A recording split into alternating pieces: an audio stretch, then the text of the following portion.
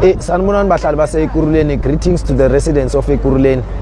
Igama lami ngumZayifana Ngwakangwenya Isibongo. I'm the MMC deployed for community of safety.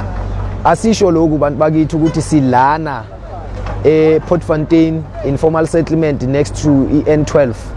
Asikubeke lokhu bantu bakithi ukuthi size la with a multidisciplinary team ehlanganisa home affairs, ehlanganisa amaphoyisa wethu ngokuhlukahlukana. Siphethe amaphoyisa EMPD, siphethe SAPS, also kunamasosha akhona phakathi kwale ndawo. Le ndawo kudala kukhalwa ngayo for ama-illegal mining ehlala iyenzeka la. So kunama illegal mining amaningi ayenzeka kule ndawo lena, and baningi abantu bokufika abangaphethanga amaphepha afanele ukuthi babe seMzansi Afrika bala phakathi kwale ndawo.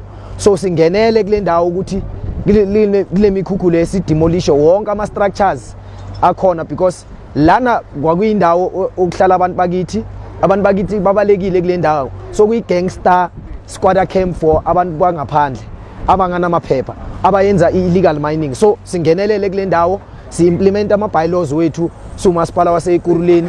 Umeya ukubekile ukuthi singadlali nabo. Hayi namhlanje ziyakhala siphakathi kwale ndawo.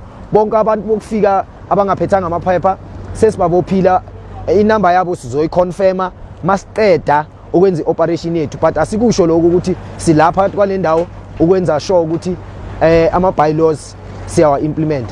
Siyabonga.